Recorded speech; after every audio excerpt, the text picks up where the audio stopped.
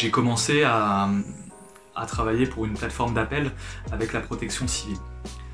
Ensuite, j'avais contacté en même temps, en parallèle, mon réseau d'anciens camarades de l'UTT, notamment associatifs. Et il se trouve que Mathieu Boucher avait besoin de petites mains. Il m'a très rapidement dit qu'il avait un besoin de bénévoles dans le centre de décontamination. Là-dessus, on va avoir plusieurs missions. La mission de décontaminer tout ce qui est véhicule, mais aussi équipier qui rentrerait d'un service. C'est-à-dire que les véhicules, quand ils reviennent de mission ayant transporté des patients Covid ou non, nous on va devoir s'assurer, après une première décontamination qui s'est faite dans les hôpitaux, que le véhicule soit prêt à repartir et vraiment irréprochable. À l'annonce du confinement, les équipes de la 2F2S étaient déjà mobilisées, tout du moins en pré-alerte. Donc quand l'annonce officielle du confinement est arrivée dans les médias, nous étions en réalité déjà en train de monter une cellule de crise nationale qui nous permettait de recenser les moyens secouristes, les moyens logistiques et les moyens matériels pour faire face à cette crise. Pendant cette crise, j'ai été déployé en tant que cadre opérationnel sur le SAMU 94. Vous voyez derrière moi la cellule de crise interassociatif auprès du SAMU.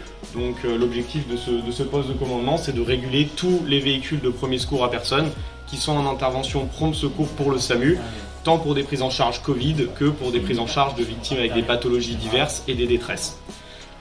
Ces prises en charge sont régulées ici, au sein du poste de commandement, avec des médecins régulateurs, des infirmiers régulateurs. Pendant cette crise, j'ai eu l'occasion de voir la mobilisation des étudiants de l'UTT, aussi bien les anciens qui sont maintenant ingénieurs sur l'Île-de-France ou les étudiants qui sont en stage sur l'Île-de-France, pour participer à ces missions de secours à personne.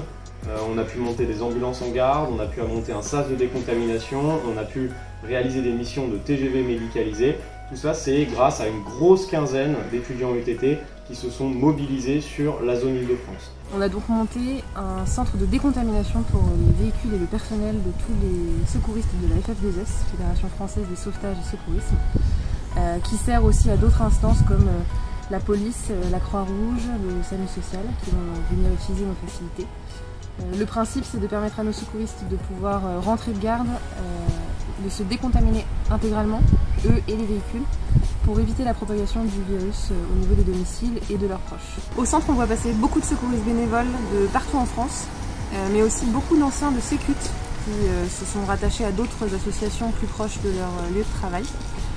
Et ces anciens sont tous mobilisés à la fois sur des gardes en renfort du SAMU, en ambulance, mais aussi à mes côtés au centre de décontamination. Et on a même des UTTiens qui ne sont pas secouristes, qui sont venus nous prêter main forte pour nous aider sur la logistique, puisqu'ils avaient envie de donner un sens à leur confinement et de prêter main forte. Et on les a accueillis avec grand plaisir, même sans compétences de secourisme, ils nous sont très très utiles. J'ai été formé au secourisme dans l'association Secourisme UTT. J'y ai donc passé le PSE1 et le PSE2 il y a de ça 1 an et demi, et j'ai profité d'être en région parisienne pour continuer cet engagement à travers une association de sécurité civile. À l'annonce du confinement, j'ai tout de suite vérifié et indiqué mes disponibilités dans la plateforme de gestion du personnel de la Fédération Française de Sauvetage et de Secourisme, et j'ai eu la chance d'être encouragé et soutenu dans cette démarche par mon entreprise qui m'a dit que s'il fallait aménager mes horaires pour me permettre d'effectuer mes missions de secourisme, ce serait possible. Les missions du coup de secourisme que j'ai eu à mener durant cette crise, ça a été des gardes de soutien au SAMU et au service de santé publique. J'ai aussi pu participer à une mission Chardon 7. Donc la mission Chardon 7, c'est un TGV médicalisé qui permet de transporter des victimes réanimatoires depuis les services hospitaliers de l'Île-de-France vers des services hospitaliers de la Bretagne qui sont donc moins surchargés. Lors de cette crise, naturellement, en tant que cadre, j'ai de nouvelles compétences tant sur le management des équipes que sur la gestion de crise. Et je reste persuadé que tout ce que j'acquiers dans les missions avec la 2F2S m'est bénéfique dans mon travail au quotidien. Dans une crise pareille, on a envie de se sentir utile et ici on a une vraie mission auprès des secouristes, mais aussi on participe à limiter la contagion, ce qui est une des missions essentielles à mon sens. Cet engagement exceptionnel durant cette crise m'a permis d'apporter mes compétences et mes connaissances acquises à l'UTT au soutien de la population Plus personnellement, ça m'a aussi permis de gagner confiance en moi.